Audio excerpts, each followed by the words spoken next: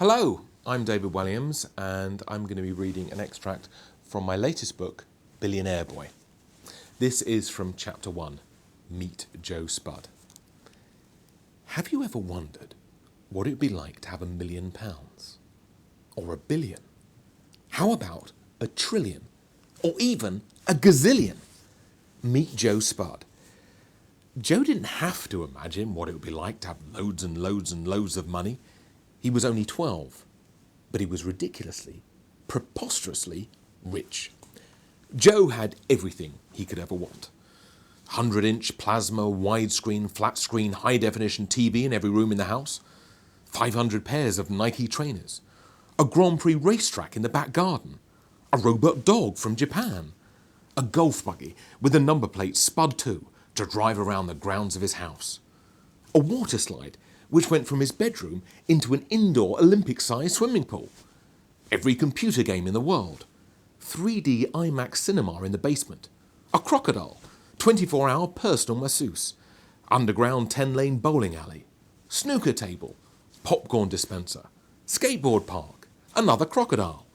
£100,000 a week pocket money. A roller coaster in the back garden. A professional recording studio in the attic. Personalised football coaching from the England team. A real-life shark in a tank. In short, Joe was one horribly spoilt kid. He went to a ridiculously posh school. He flew on private planes whenever he went on holiday. Once, he even had Disney World closed for the day, just so he didn't have to queue for any rides. Here's Joe, speeding around his own private racetrack in his own Formula One racing car. Now, some very rich children have miniature versions of cars specially built for them. Joe wasn't one of those children. Joe needed his Formula One car made a bit bigger. He was quite fat, you see. Well, you would be, wouldn't you, if you could buy all the chocolate in the world. Now, you may have noticed Joe was on his own in that picture. To tell the truth, speeding around a racetrack isn't that much fun when you're on your own, even if you do have £1 squillion. You really need someone to race against. The problem was, Joe didn't have any friends. Not one. Do you have any children so you can test your books out on them? If not, please may I be your tester? Well, I don't have any children. I'd like to one day, but yes, I can. I've got a new book that I've been writing called Gangster Granny. It's not entirely finished yet, but Gangster Granny. I can send you a copy and see what you think of it before I publish it. Will you give me some notes? And Yeah. Are you good at spelling? Yeah, You can correct me. I'm a 14-year-old at spelling. Oh, really? Yeah. Well done. Well, you can correct me on spelling and punctuation because I'm not very good at those things. These are from Abby, and she's age 15. Okay. What is the biggest challenge you have ever faced? Probably swimming the Channel. I swam from England to Oh, yeah. France in 2006, and that was definitely a big challenge. Quite scary because I didn't know whether I'd get there or not, and had to train for 9 months to do it in the cold water. So yeah. Do you read a lot? I read a fair bit. I read a lot of biographies and autobiographies. I'm reading at the moment a biography of the singer called David Bowie. You probably have you heard of him? David Bowie is my favourite artist. Oh, really? Yeah. Put it there. Wasn't expecting you to say that. I didn't know many people your age knew about David Bowie. Yeah, I love him. Well, there's a book called I love Ziggy Starman. Star. Yeah, I love Starman and I love Ziggy Stardust. Okay. So your mum and dad fans? Yeah. Yeah. Okay. Well, I'm reading a biography of him, which is very interesting because he had a very interesting life. Yeah. What is your biggest weakness? Cake, I'd say, because if I see a piece of cake, I feel I've got to eat it. And really, at my age, it's not like you. I kind of like chocolate shreddies for breakfast because I put on weight. So I'd say cake and probably biscuits. These two questions are from Cheeky, age 12. Cheeky? That's a good name. Do you help out Quentin Blake with his drawings for your books, or does he come up with them by reading your words? Well, yes. What normally happens when you work with an illustrator is that you give them the book and they decide where to put the illustrations and what they'll be. Okay. And when you work with someone as great as Quentin Blake, who I loved his work when I was a kid because he did all these brilliant Roald Dahl books. You just kind of let someone get on with it, really, because you trust that what they'll do is brilliant. And sometimes he said, "Oh, I see Mr. Stink with a pair of glasses," and I hadn't written glasses, and he put them on him and it looked perfect. So I trust his instincts completely. If you could have any superpower, what would it be and why? A superpower. I'd like to be invisible, and then I could spy on people. Maybe that's not good, I don't know. Or maybe flying, that would be good, because the traffic is quite bad in London. So it'd be great to be able to fly everywhere. What would you like to do? I would like to be able to read people's minds. Oh, that would be useful, wouldn't it? Well, some people claim they can read people's minds.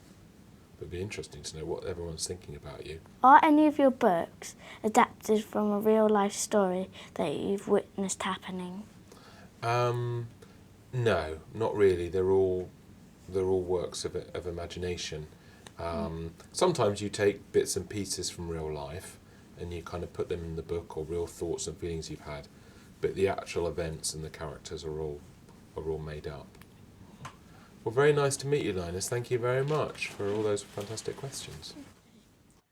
In the book The Boy in the Dress, did you take any of the characters like from someone you might have known or heard of or something? A lot of people said, was that book autobiographical? Was it based on me? Am I the boy in the dress? Because on television, I'm quite well known for dressing up as a lady. I don't know if have you ever seen me on TV?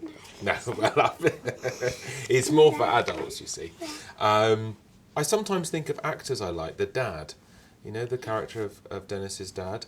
I was thinking of this actor called Timothy Spall, who you may know, he's in the Harry Potter films. You might recognise him. He's a brilliant actor. I just thought of him a lot. And when I was writing Mr. Stink, I was thinking that Mr. Stink was Michael Gambon, who plays Dumbledore in the Harry Potter films. So I was just sometimes I think of, like, not exactly the actual person, but an actor, and that helps me find their voice. You know the character of Raj, who's the newsagent? Yeah, he's he the actual. wants to sell everything. Yes, he's based on my newsagent, right near where I live, and he's got a very messy shop. He's not always trying to sell you things, but he's a really fun, lovely guy. So I based that on a real person. Those questions were from Lilybell, age 8. Oh. And These are your questions now. yeah, if you were writing, what would be your favourite place to write and why? And do you just do research before doing it, or do you just suddenly think, I've got an idea and then start writing? Normally I have an idea and then I think it over in my head for quite a while, try and create some of the characters and think about the story, make some notes of all the thoughts I've had, and then when I feel ready I start writing, and then sometimes along the way I do some research. Where was your favourite place to write? Oh, my favourite place to write would probably be my home and my study, but the only problem is there's lots of distractions. And there's lots of, there's a biscuit tin, there's the TV, there's music. So I have to say to myself, right, okay, you're not having a biscuit till you finish this chapter. Or even sometimes, you're not going to go to the loo until you finish this chapter. What advice would you give a person who might want to be a comedian, an actor or an author? Oh, well, they're all quite different things. I think the best thing is to try and do it. Yeah. Because if you want to be an actor, and you're 11 like you should do plays at school. If you want to be a comedian, try and entertain your friends, get them together and tell them a few jokes.